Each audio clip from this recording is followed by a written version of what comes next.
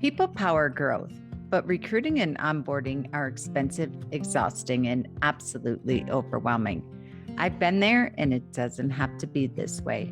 Welcome to Hire and Empower. I'm your host, Molly McGrath. Join me as we interview leaders who care about their teams and distill powerful lessons from them. This show is sponsored by H&E, helping organizations to find their best hire and empower them for success. Learn more at hiringandempowering.com. All right, guys, we have a very amazing guest here today. We have Patrick Patino from PatinoKing.com. Patrick, I absolutely love your logo, your tagline on your website: authentic, attentive, adaptable. Whoa. Well, thank you so much. My I'm partner, Sam, and I brainstormed quite a bit to come up with those. Oh my goodness. They are just right there. That's first thing you see when you go to your website. To tell us a little bit about your journey. I know before we recorded, we're like, oh, we should have recorded this. Famous last words all the time. Yeah. But I'd love for you to just give our listeners a little bit of your backstory in regards to hanging your own shingle, because today we are talking about law firm Counterculture. Today we are talking about the mid-sized law firm that practices in the old way is about to get their asses kicked if you're not already seeing it, especially when it comes to how you approach your law practice, how you build a structure for your team. And Patrick is going to share just all of the amazing framework that I believe you have set up to make certain that you are progressive and creating a culture where people including clients and employees, love to come. Well, thank you so much. So yeah, my backstory, I jumped right out of law school and joined my father-in-law's practice. He was a solo practitioner for about 35 years. He had no idea what he was saying yes to when he said I could come join his firm. And I just stepped right in and modernized it from day one. So we were doing things like sending letters with return envelopes. We were very paper heavy. We had 3 support staff, used outside IT department, and had our own server. It was very traditional. And I ended up streamlining his practice. We went down to 1 support staff person. We went to doing things in the cloud, working remotely. And this was back in 2014 to 2016. So before it was the cool thing to do, we had an online scheduling tool that we utilized as well. And so then we merged actually our practice with a longstanding family law firm in town. So we went through the entire process of how do you bring together 2 law firms that have been around for 30 plus years with their own brand, their own way of doing things, their own process, their own system, their own messaging. And then after doing that for about 3.5 years and learning a lot about brand and business development and authentic relationship building, which were cornerstones of that firm, my father-in-law retired, and I decided it was time to go out on my own. So I went solo April 1st of 2020. My intention was to be a virtual practice. My paralegal was going to work from home. I was going to work out of a co-working space, and then the pandemic happened. And so it really just pushed and facilitated change. And with what I was doing, just aligned with that. And then I had an opportunity to partner up with an attorney. And this kind of goes to what we're talking about of culture, yes. Traditional cultures, is that this attorney has been practicing. His name's Sam King. He's been practicing for about 3 decades, over 3 decades. And he was looking for something different, something with energy, something that he had ownership over and control. and autonomy and the discretion to make decisions that benefited his practice and brought about enjoyment. So he reached out to me and I said, hey man, like, let's join forces. I'm doing this cool thing. And so he and I have now been together for, we're coming on a year.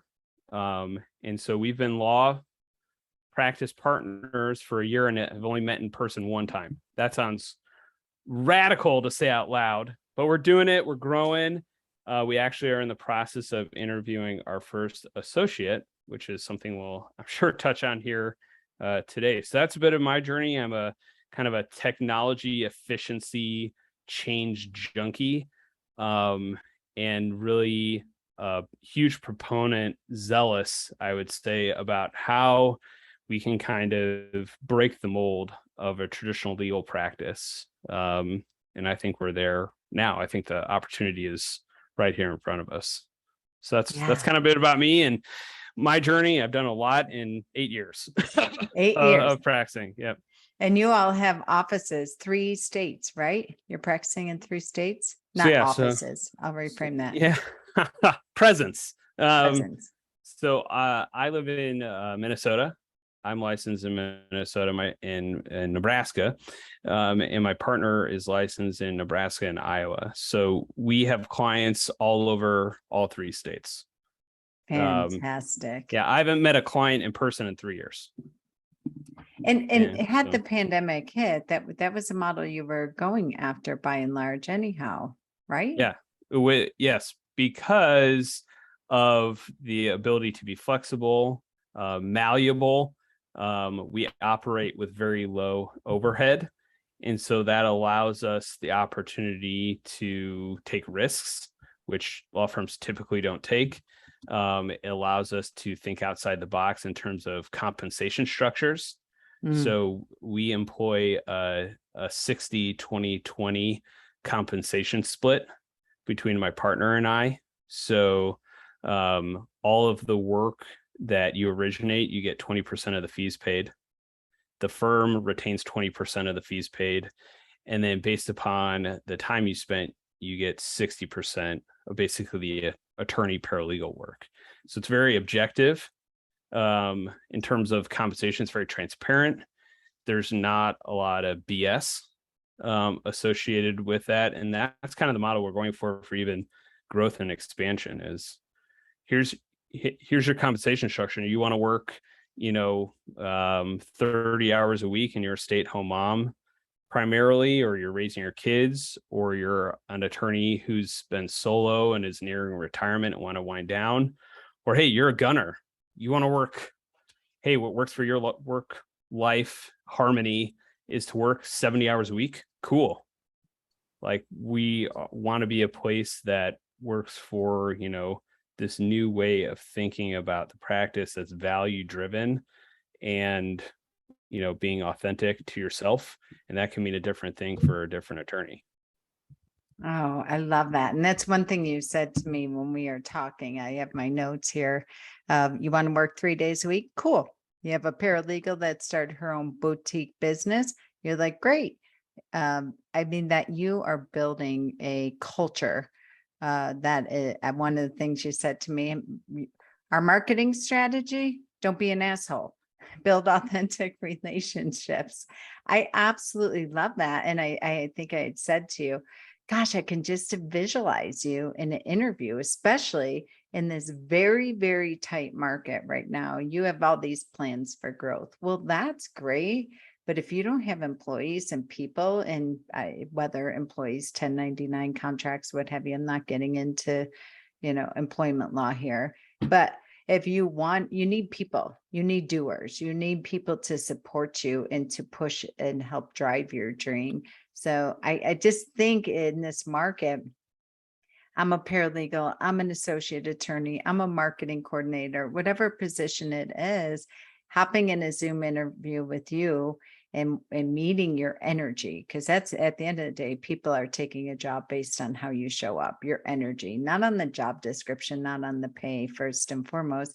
And I'm going to hop in 3 or 4 other Zoom rooms for interviews with other law firms. I can imagine a candidate would say, I'm going to work for that guy. I'm going because of just Yeah. your mentality and your tonality and your authenticity. Well, I appreciate that. And it's about openness too. So one of the things that we really promote is an openness to ideas, and creativity, and not having a culture of no. We want to hear what people have to say. We want to work together, and we're okay to fail. We're comfortable with failing, and for law firms, can be uncomfortable. And we own our mistakes, and we're vulnerable with clients. We're vulnerable with each other. There's no sense of competition. I've really been working, and we work to create almost like a collective environment with a flat structure. We're all seen as equals. We have our roles, right? But it's not that my paralegal can't have a brilliant idea. And many times she does. And a traditional law firm is set up very hierarchical, and you got to earn it. And my paralegal and I was just talking this morning about, and my partner the other day, about how radical it would be to everyone who comes on as an attorney gets equity, just instant equity. Like, you're worthy enough now. Like, why dangle it and say, like, this is this thing you have to earn, then we're going to give you golden handcuffs? Why not just say, well, we trust you now, and you're worthy already? And so Oh these my, are the kinds of concepts that we're pushing, and you can see it in the market. I mean, look what Patagonia just did. I mean, tell us, what did Patagonia? Well, it's radical. I mean, Patagonia was deciding what they're going to do as their founder is reaching the age of, retirement. And they were deciding what to do. And one of the things they were contemplating is, like, do they go public? Do they sell their business? And it's a $3 billion company. And they ultimately decided to do something that was value driven. And their non-voting shares are going to a organization that like promotes the planet, right? Which is like Patagonia's big thing. So all profits are going to go to that. And, the voting shares are going to go into basically a holding company that makes decisions based upon their values. I mean, and so why can't a law firm do that? Why can't a law firm think about, in terms of values and culture and structure, to just say, hey, traditionally, this is how it's done. It's very hierarchical. There's these steps to make partner, to have equity, and it takes 7 to 10 years to get there. And along the way, there's a lot of competition, and not everyone makes it, right? But why wouldn't you be bringing on people from day one who are good? I love that. I just to put this in the notes. You're worthy now. You're enough now. You're valued and you're valuable now. Imagine being an associate attorney coming in and hearing you give your little pitch that you just did right now about this is what makes us different. It's interesting. I have a law firm. I'm interviewing an associate attorney, senior managing, and nobody wants to. I keep hearing, nope. I do not want to work in a firm. I want to go in-house. And this morning I had a guy who said that to me. Perfect example. I go, tell me why you don't want to go in a law firm. Everything that you just said, right? However, this is a law firm that's super progressive, very much like you. They value people. They have an amazing structure, what have you. And when I said, okay, great. Close your eyes, pretend it's not a law firm. Let me tell you what your day-to-day world's going to look like. Let me walk you through it. I'm like, okay, is that not the same thing? I think that when people see the word law firm, their mind goes to exactly where yours goes. And this is a really big deal. And I love your insight on what you're finding with associate attorneys right now of attracting good, like educated, that are really clear on their own personal values, what they want in their life, what they want around pay, how they want to spend their time. They have hobbies or they don't have hobbies. They're clear they're a hustler, want to work 80 hours a week for 5 years and then go have kids and blah, blah, blah. They're just connected to their goals. And hearing you, I would love to write an ad for your law firm to just say everything you've said in this podcast, because you're right. If firms do not get on board with this, I love that. Like, why not? If you have, because we all know it's all like vaporware. If you're, all right, great, you're an equity partner. Well, guess what? There's ripcord provisions in it. What if you did start earning equity or you started reaching bonus on day one? If it's not working out, we have all these provisions to end it anyhow. Exactly.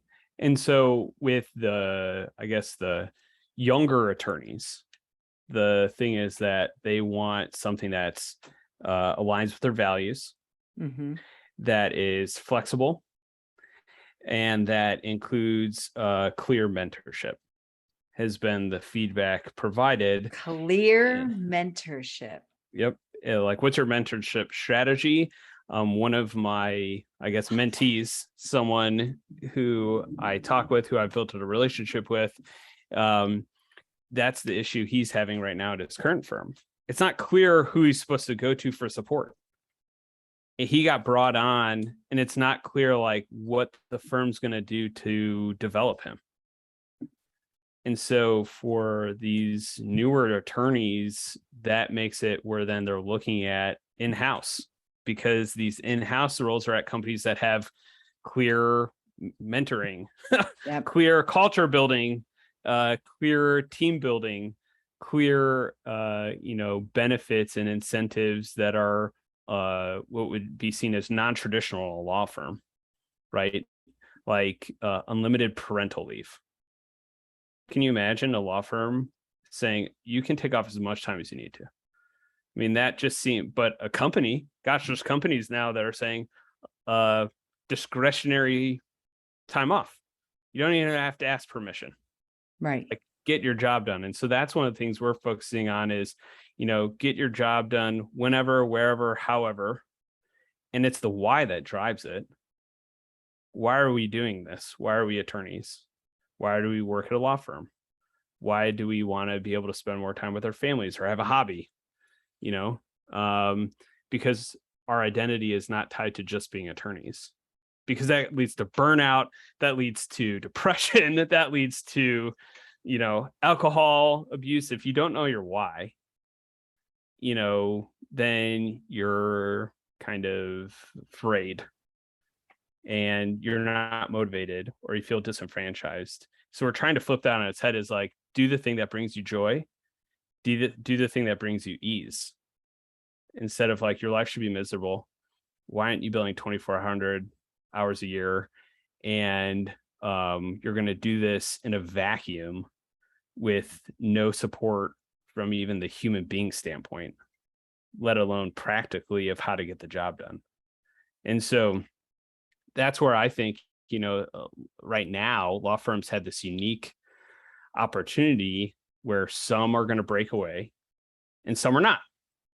And if you still are expecting particularly a new attorney to go sit in your office for 40, 50, 60 hours a week, whatever, and be present in a space where there's not a lot of mentorship, there's not a lot of going back to what the firm's values are, or if the firm even has values. Yeah, most of them don't. You're not going to be able to attract, first off, any of the brightest new attorneys, and you're not going to be able to retain them. And so your firm's going to die. Your firm's going to die. And we're just talking attorneys. We're not even talking paralegals, support staff, who right now have opportunities. Like my paralegal, she gets contacted all the time. I mean, all the time, because it's a type of thing where right now, to find a good paralegal, I mean, what you got to pay them, and the market, what they can request, right? And knowing, and we all know that we've been the most productive we've been with people working remotely. It puts the traditional law firm right now in a precarious spot. I love everything that you're saying because you're preaching. I say this stuff, but I think a lot of times people say to me, well, Molly, you're a recruiter. Number one. Number two, you're not a lawyer. You don't own a law firm. And I'm saying, I'm talking to lawyers and paralegals all day. I have been for 25 plus years, 26, 27. I mean, I have been. And I'm hearing this and I get this excuse from the business owner saying, well, it's millennial mindset that they don't want to come in the office or they want to know who my mentorship is. I actually have attorneys that will say to me, I'm not going to hire that person. I didn't like the question that they asked in regards to they're looking for mentorship in law firm. I'm not training somebody to become my competition and leave me, or I'm Yeah. not going to spend all this time mentoring someone and training someone. I need somebody that has batteries included. And this BS that they're saying it's millennial mindset. I love that you're saying the younger attorneys, because I don't hear you pigeonholing them. I don't think it's that they're lazy and they're being No. entitled. Well, here's the thing. I'm a millennial. And so here's the thing about us. We're hyper efficient. So, okay.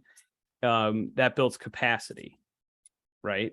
So if I can do something in 15 minutes that traditionally took 2 hours, what am I going to do with that extra hour and 45 minutes? Well, I could do more work, right? I could serve more clients. I could take some of that time and go on a bike ride. I could take a nap. I could read a book. It's totally different because in 40 hours of work time, let's say, what can someone who grew up with technology natively do? A lot. I mean, we can get a ton done. And so it's just different, right? Like the way in which we work can't be compared to the way work was done. Geez, even when I started 8 years ago, Yes. 10 years ago, 20 years ago. And so now it's like for my paralegal and I to collaborate, we hop on Google Meet, we do a video call like this, we pull up the Google Doc, we're in there at the same time, getting it drafted, done, right? There's not like a back and forth. There's not it had to be printed. I hand wrote on it. I gave it to someone. They typed it up. We print it again. And I'm not saying anything other than that's one way of doing it. And if that works for someone, cool. Right. And if you have a client willing to pay for that inefficiency, great. Right. But clients are getting wise to that. And attorneys are getting wise to not wanting to do that work because it's soul sucking. And if it's inefficient, right? Then you just feel like, why am I doing this? Why does this matter? Do I matter? And to your other point, kind of this idea of I don't want to train my competition. Yes. So what if you do? Awesome. Isn't that cool? Wouldn't that be cool if you trained up an attorney to practice the right way and they went out and competed with you? Isn't that capitalism? Isn't that the wouldn't the world be a better place? Wouldn't the practice of law be better if we just had a bunch of law firms with attorneys who like practicing and were collegial and were efficient and had the right values? What's so wrong about that? So all you're doing is you're already training your competition, right? By kicking them out the door, basically, by not providing a conducive environment to thrive. So great. Of course, you're paranoid looking over your shoulder because all you're doing is then creating the very thing that you're paranoid about. So, my partner and I just talked about this, with their associate, we're talking about how do we grow, and what if the concern is we make it so awesome and we build up that person's book of business so well that they just break off. Fantastic. Great. Good referral source. Yeah, that's what I'm thinking. Good, another pipeline. Why not think of it in a positive way? Is I guess what I'm getting at. Absolutely. All this stuff. Absolutely. They might be a place where they're like, I just want to do prenups, or I just want to do LLCs, or I just want to do buy-sell agreements. Great. We're going to refer them all out to you and grow this other Yeah. area of our practice. It's strategy. It's not, it's all, if you're thinking it from a place of growth and strategic.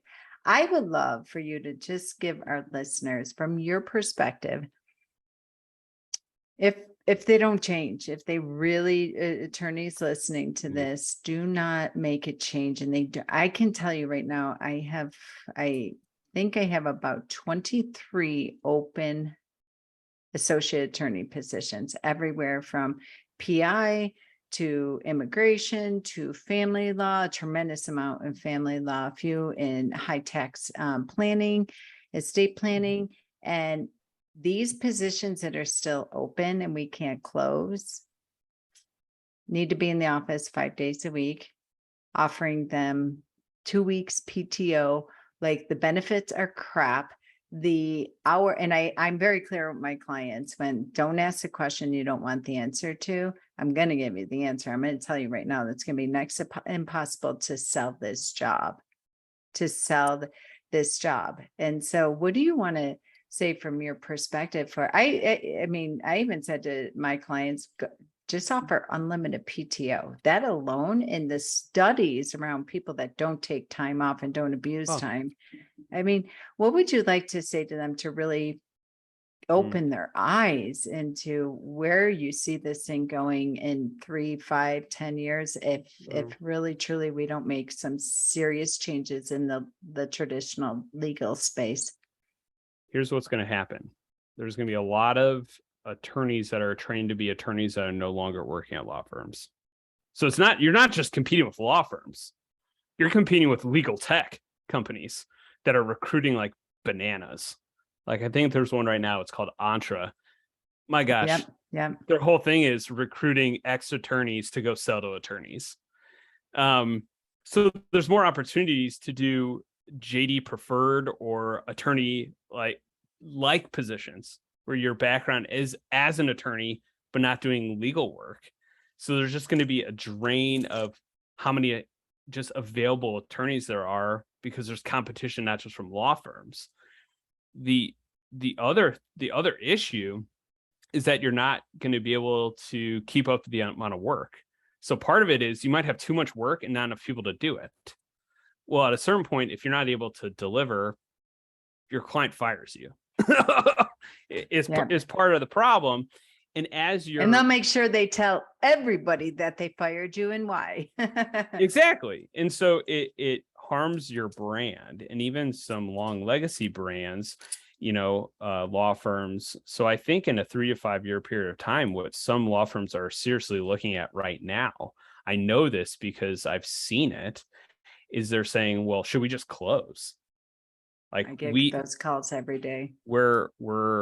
We have no young attorneys. We have no attorneys under the age of 30, 40. And we don't really know what how to go forward. We thought our plan was to work until we died in our office chair and were lowered into the ground in our old wooden desk chair. And I don't mean that crassly. That's the truth. Yes. Is you talk to a lot of the older generation attorneys, and their plan for winding down their practice is death. Yeah. Which is not very inspiring to a 25-year-old who sees their job not as their only identity. Even me, I'm 35. And for me, I see being an attorney is just part of myself. So there has to be an acceptance and an understanding that being an attorney is not the only thing that people care about, that attorneys care about. Even if I like being an attorney, that's not the only driver for me.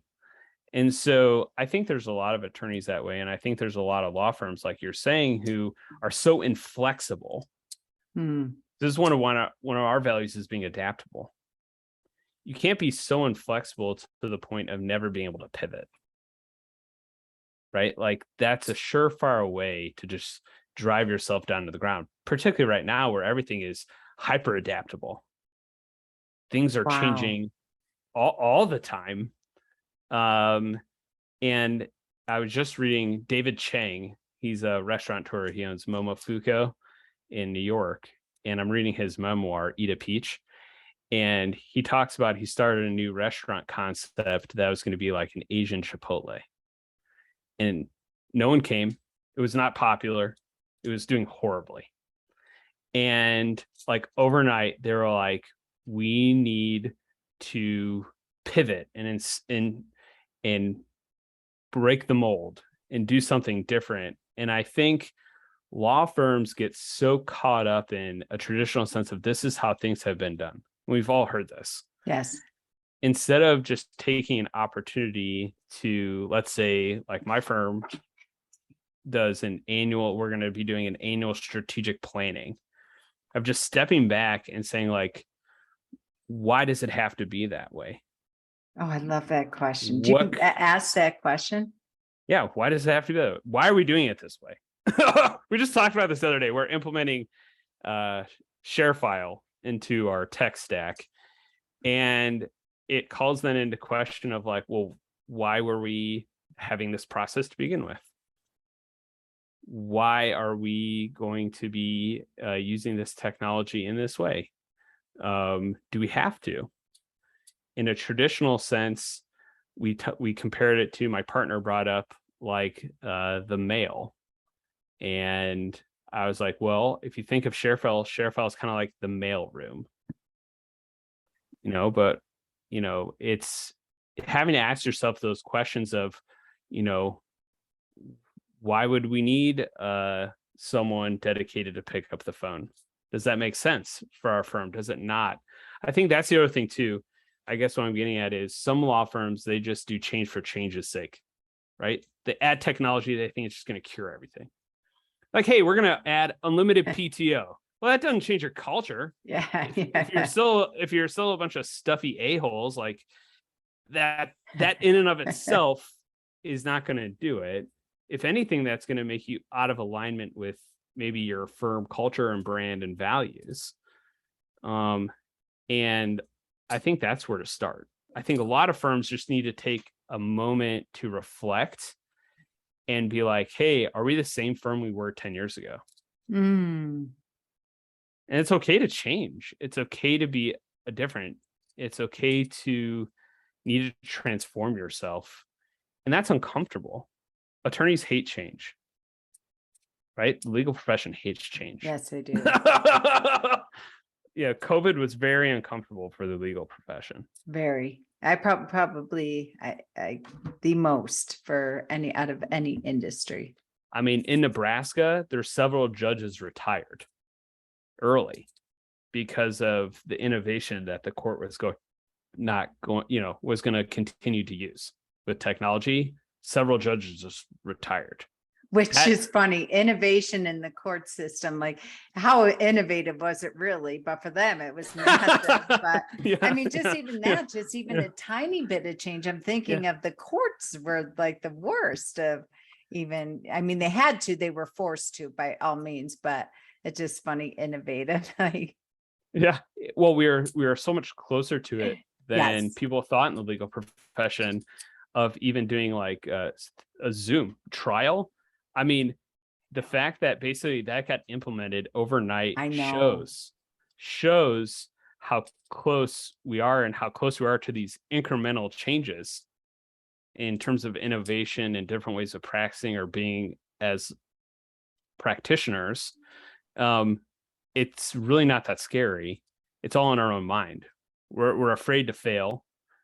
We're afraid of what is our staff going to think. I just participated in a thing with other solo small attorneys, and there was an attorney talking about he had to let go his long time support staff person.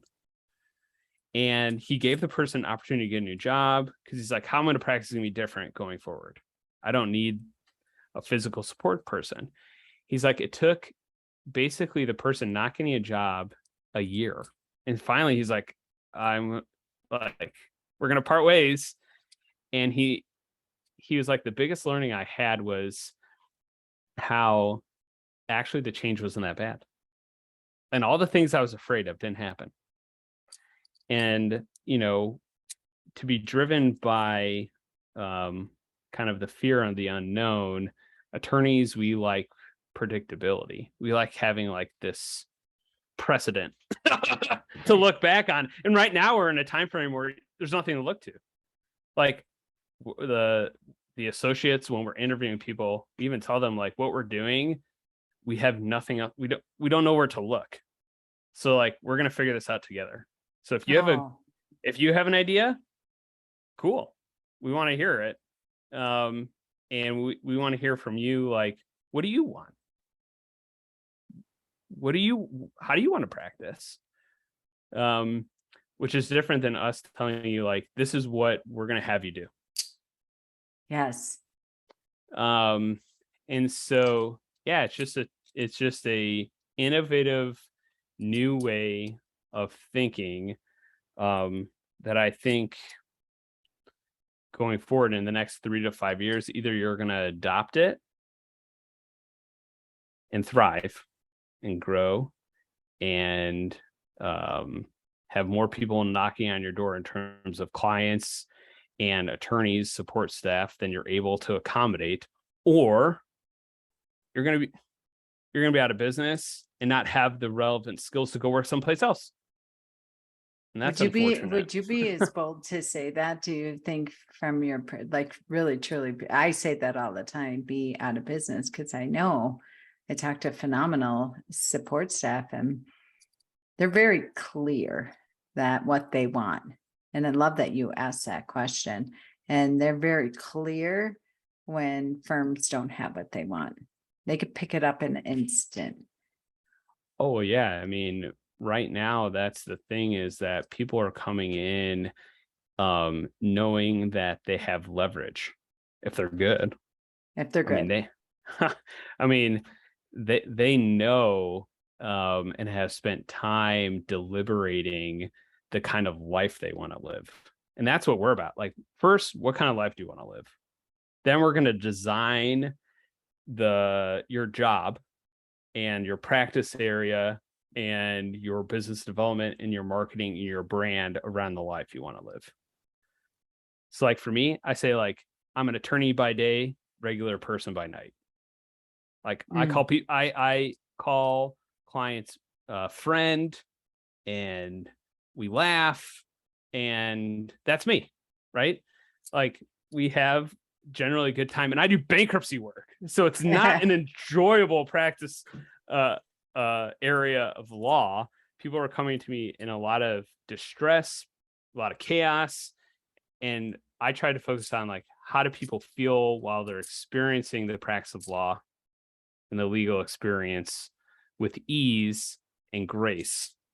And so it comes down to, like, kind of this design theory of first design your life, and then we're going to fit that within it. And if not, like, if you're a firm who is just going to stick to your guns and want to have a race to the bottom, well, you're going to end up attracting either have high turnover, which is very expensive, Yes. or no one's going to want to work there. And your overhead, like I was just talking with someone who is solo, and she was getting recruited by a mid-sized firm, and when they said what the monthly overhead expectation just to cover overhead for her coming on, she's like, that's my annual budget for expenses, was 1 month of overhead for this traditional firm. That's what we're talking about here. Yeah. It's like, you can do more with less. You can do more with us. And I love, correct me if when we were speaking a couple weeks ago, you said everybody here has their own soundbite. Did I hear that correctly? Oh, yeah. So I'll give kudos to the firm I was at before, is kind of set me on this path, is that when it came to business development, we would do monthly business development meetings with all the attorneys. And we would touch base, and it was very strategic on the type of law firms and attorneys we were going to target to build relationships with. And one of the things was the firm had a soundbite, and each attorney had their soundbite. And so when you were out doing business development, you would get really good at saying your soundbite, the firm soundbite, and people started parodying it back. Like when you would be at an event with another attorney and that attorney was introducing you to another attorney, they would use your soundbite. So it kind of became this thing where like the goal was like, I'm a bankruptcy attorney, was that like you become synonymous with bankruptcy or whatever your practice area is. If you're, child support or Sure. NDAs or whatever you do. And so it's very intentional, so there's another thing, and being intentional, just being intentional, and clear and concise goes a long way. If someone with clarity and ease knows what you practice and why, right? Like it makes an easy referral. You're more memorable. And so like for me, my thing is I practice all debtor, all creditor, consumer business bankruptcy. So I call myself a bankruptcy Swiss Army knife. And so that's all I have to say, right? Like that's it. It's a soundbite. It's quick. It's pretty self-explanatory. Yep. Memorable. Yeah. And so visual. I even visualize. Yeah. Right. And so with the practice of law, I just think we could take a step to be more reflective, more intentional, and just simplify the market, even clients. I've started doing a 15-minute case assessment phone call just to keep it simple and to filter out like, yes, I do that. Yes, I don't do this.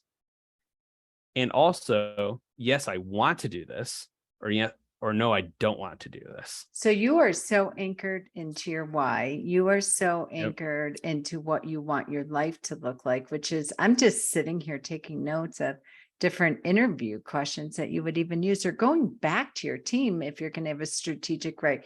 You think you're crushing it in this area, attorneys? Ask yourself some of these questions. What is it that we have to, why does it have to be this way? One question I give my clients a lot of time is, what is it we need to stop doing? And for them to ask their team that just as much as what do we need to start doing? And I'm hearing you in this word that I keep hearing is people want to be with somebody who has clarity. So if you're owning a law firm, managing a law firm, leading a law firm, ask yourself how clear, and I like the clarity with ease, clarity and ease, clarity, that word. So often people will say, they're not even clear. I'm not even clear what they do, why they do what they do, or where they're going. And another thing is really taking an audit of your firm culture and values. You keep saying this as well. And culture, that word's been so bastardized since the pandemic. Like everybody, culture, like it's everywhere. But people, they don't even believe the words that they put down. Well, you have to, I think I said it earlier, own it. You got to live it. So, and we can all make mistakes. We can all sometimes be out of alignment with our values, but it has to inform your decisions, and it has to inform how you interact with your staff and your clients and just the community at large. And so like for me, one of the things I would struggle with is authenticity, right? Like what does a attorney look like, or how does an attorney talk or behave? When I was in law school, I did like moot court, and it was fascinating. I did it fine, whatever. I think everyone kind of goes through and does the things they think they should do. And one of the volunteer judges told me like, oh, you'd be fun to like grab a beer with. And at the time I like struggled with that, because I was like, that's both the highest compliment, because you're saying I'm like a normal guy, but also kind of so it's like a backhanded compliment. You're also saying I'm not formal enough. So it's I've struggled with this authenticity piece, because you can get kind of imposter syndrome, Yeah. right? Of what is an attorney supposed to look like? How does an attorney supposed to sound or behave? And what does professional look like? And it's awesome. There's this law firm out of England. I think it's Stevenson Law Firm, and their logo is a flamingo. And their founding attorney's got, arm sleeve tattoos. And she gets absolutely destroyed, lambasted on LinkedIn. And she just comes back with it with fire of like, and she's grown a super cool legal practice there with very unique branding. And so like for us, like my firm, it was like when we took our attorney pictures, we intentionally didn't wear suits, right? Like, because that would look strange. If someone saw me wearing a suit in a picture on my website, like, and they know me, like that's out of alignment with my value. And so when you're in alignment with your value, you can be authentic. The client feels that, right? Absolutely. The clients, the employees, they go and look at your website. They see your ad on LinkedIn. They're like, oh, stuffy law firm, not for me. Or they say they're a law firm, they're tatted from head to toe and wearing t-shirts, and not the firm for me. It's okay. I'm not, if you're for everyone, you're for no one. Exactly. You got to pick a lane. And you have to be comfortable with the lane you've picked. That's the other thing, is adaptable. So with our firm being adaptable, that doesn't mean reinventing ourselves in every moment. What that means is the ability to, rapidly change when change is needed or necessary or valuable. It can't be in every moment, because then you're unclear. Then it gets muddy. And sometimes it will be. And you got to be comfortable. Sometimes you're going to be less than clear, but you should But be at least seeking. you're naming it and owning it. Like you say, you're like, all right, we're in the messy middle right now. Are we all clear? We're not living our values right now. Hell no, we're not living our, okay. As long as we're naming it, we're owning it, we're keeping our eye on it. And right now we're in the weeds and we're what have you, but this is a one and done. This is not becoming a norm. No, and from a traditional standpoint, law firms are notorious for hiding the ball, for operating like Wizard of Oz behind a curtain. Yep. And so all of those things create feelings of being devalued. I mean, I worked at a firm where they didn't even consider my practice area in the budget. Right? Like that's pretty that's pretty devaluing. Yes. And so instead of saying, hey, we would like some clarity on the financials of your practice area, which I could have done and clearly successfully do, running my own practice. And so it's like that. It's just having like an openness. And the last thing is being attentive, is just being aware of like your needs, your staff's needs, the client's needs, and being okay with really acceptable of what is at any given time. And that's very different. Like I'll have clients ask me like, was that good or bad? I'm like, I don't know, it depends upon, I guess, how you spin this. It just is like, this is a fact, and like we got to deal with it, or this was the outcome. Like, is this good or bad? Well, in the traditional sense, it might feel like a win or not. And so what a good area of practice is family law, right? People think divorce decrees are like, win, I won. Well, yeah, like your ex-spouse might owe you $70,000. Good win. But like, how are you going to collect that $70,000? Did your attorney talk to you about that? Is it really a success if you're never going to see that $70,000? What did you win? It's on a piece of paper, I guess, a court order. And so it's, how do you just, without being a Debbie Downer, right? You got to celebrate successes and acknowledge failure. But it's more than that. You have to be attentive to, even how a client will react. Something you think is good, right? A great outcome. The client may be disappointed. Yes. Or afraid or unsure, or anxious, or mad. And just being aware of that, I think, just gets missed a lot in terms of, how we practice, why we practice. I love that because it's going to bring it right back home, full circle of you having clarity. If your name's on this thing, on the building, proverbial building, if your name's on this law firm and you're leading it, you have to be really, really clear on who you are, why you're doing what you're doing, your values. To your point, I could imagine you in a strategy call with a client or sales call it whatever it is, a potential client, and you showing up fully, wholly as you and being able to have the conversations. I don't know if this is one of your taglines, but what I love that you said to me when we first met is that we find good people in really bad situations, but that you don't, that you name it, good people that find themselves in bad situations. Yep. And that's okay.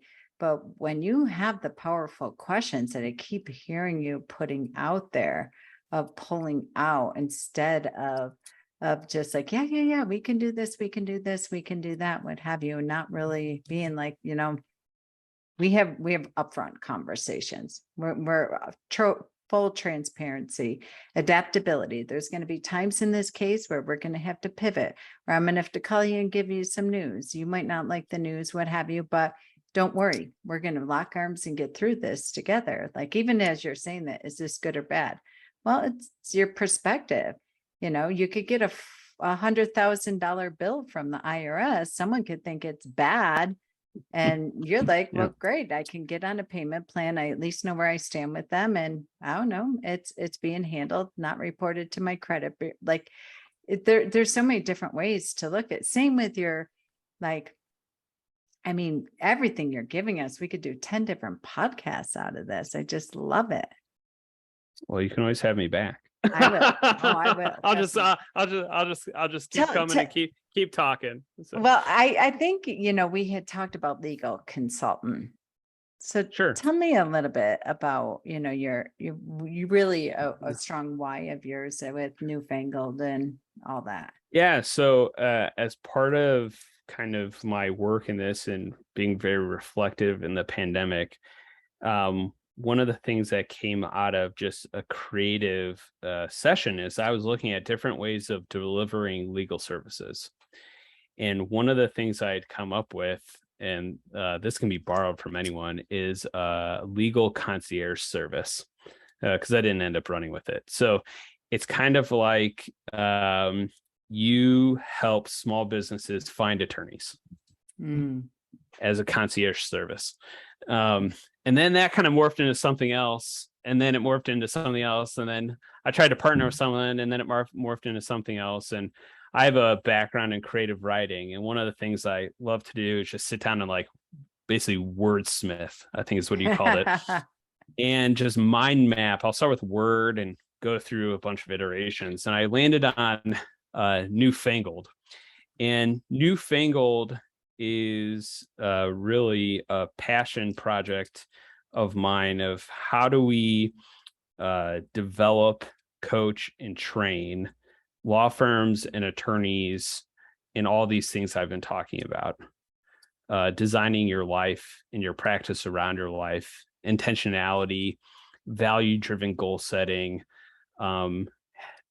seeking joy in the practice of law, and designing your practice through technology that brings about efficiency, ease, and money, right? Like, how do you generate revenue if you're a law firm? Yeah. And not have that be maybe your only purpose. But what I've learned is when you set forth good process, good systems, your authentic way that aligns with your values, the money will come. But you got to do the work. Right. And this is the work. This is the work, not more strategy, not more, but you have to do the inside work. It's kind of like, so a lot of things you'll see about law practice strategy and growth for small solo firms are like KPIs. Oh, data, which, is fine, right? You need data. Data can drive decisions, but data can also is very biased and can be manipulated to prove your point, to be basically confirm what the outcome you want. What I'm proposing and my goal of newfangled legal consulting is heart driven, soul driven. What is the deeper level that drives you, that can drive a decision that has nothing to do about a KPI or a profit loss statement or return on investment, that has everything to do with, why are you doing what you're doing? How can you do it differently if it's not working? And setting goals and strategies to allow you to, practice and live the best way you can. And I'm on this pursuit. I'm on this pursuit all the time. And I've had a variety of experiences in 8 years. Like, I've done a lot. In a non-traditional sense of, I've never worked for a big law firm. I didn't clerk for a judge, but I've done all this small solo stuff to get a variety of experiences that have informed, I guess, my perspective on that. The practice of law can be in multitude, and there's no one right way to do it. So I guess how to get a hold of me or in touch with me, or what I do is patinoking.com. That's my law firm. It'll be in the show notes. Newfangled.legal is my consulting coaching business for law firms and attorneys. And I'm also pretty active on LinkedIn. So you can find me there as well. So yeah, that's me. That's my perspective. I think you either get on board with what's going on and what people are doing, or you're gonna be left behind in the dust. So I couldn't agree more. And thank you for all of your wisdom, sharing the way that you are building your law practice is the way of the future. No question about it. So for our listeners, I really hope you'll take to heart what Patrick shared with us today and take some notes. Schedule a retreat. This perfect time. It's the end of the year. We're approaching, the countdown's on. Schedule a retreat. Ask some of these questions that Patrick shared with us to your team right now. Maybe it is, what type of culture do you want? Starting with creating your culture, doing an audit on your culture and your values as a firm. If you cannot spit out your core values and your team can't spit out their core values at the drop of a hat, then you probably don't have them, because you're not living, breathing, walking, talking them on a daily basis and consistently checking in on them. But you have to get up to the times right now in regards to your staff, because you can't be in the personal service industry without people and employing them. People meaning employees and clients and so on and so forth. So this isn't a podcast about doom and gloom and based on fear, as Patrick saying. In fact, fear is what's stopping you. We're not trying to breathe fear into the room. We're actually empowering you and inviting you to stop living in fear. Dump it all out on the table. Get authentic, get real, share it all with your team, and ask them what type of business do they want to work for? What would make them stay? What would make them want to die and grow old with your corporation? Anything, Patrick, you'd add to that? Yeah. The last thing I would say is having an environment where people can thrive, not just survive. So mic drop. That's all I got. Thank you so much for having me. I really appreciate it. Thank you for being our guest. All right, guys, until next time, continue. And hopefully you will start to really evaluate how you are showing up as a legal leader, leading your future legal leaders. We've reached the end of another impactful conversation on the Hire and Empower podcast.